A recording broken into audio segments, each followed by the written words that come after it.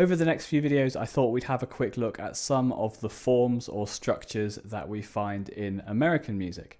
And one of the most important features of lots of American music styles, whether that's blues or jazz, rock, pop, funk, there's lots of them, is that the music makes some kind of use of improvisation. Now, improvisation is not necessarily making it up as you go along, but it is kind of composing in real time. And so not all of the elements of the music are decided before the performance begins. Instead, players who are involved in the performance can actually create their own musical ideas as the music unfolds. And that's what makes a lot of that music really exciting, because you never quite know how the music's going to turn out.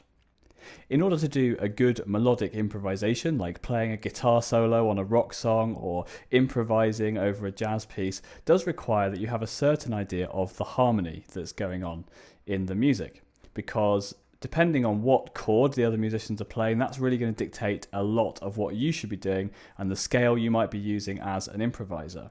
So it's not a coincidence that lots of these American music forms do rely on these repeated chord schemes that are really, really simple.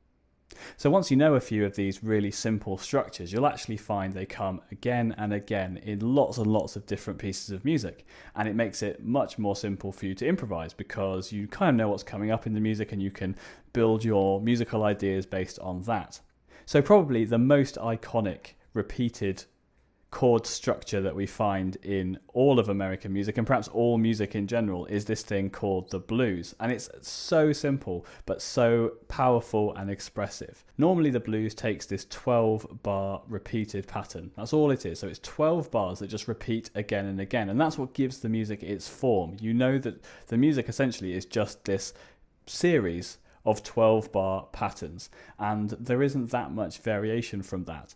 And so if someone says to you, right, we're going to play a blues, actually you know exactly what's coming up in the music in a way that you would never know in European music. If someone said to you, oh, we're going to play a symphony, you'd never know what harmony was coming up. But if someone said we're going to play a blues, actually you'll have a really clear idea of how the music's going to unfold, certainly harmonically at the very least. So what is this 12-bar blues pattern? Well, it's really, really simple. In fact, it only makes use of 3 different harmonies in its most simple form. We'll have a look at some of the developments and variations we can do with the blues a bit later. But to start off with, this is the simple 12-bar blues form. And we're going to imagine that we're playing in F.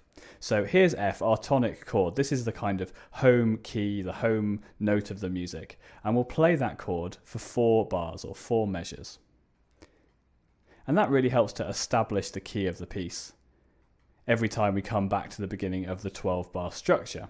Then we need to go somewhere. So we've always talked about music as being a bit of a journey. So straight away after our key has been established, we're going to go to the subdominant chord of B flat. And that is, of course, the chord built on the 4th degree of the scale. And we go to that chord for 2 bars and then come back to our tonic. The third 4-bar phrase is really about bringing the structure to a close, and to do that we make use of the dominant chord, which here in the key of F would be C, the chord built on the 5th step of the scale. And by going from C for 2 bars back to our tonic chord of F, essentially what we're doing is having a perfect cadence, which, as we've talked about, is a really good way of making a musical structure feel complete.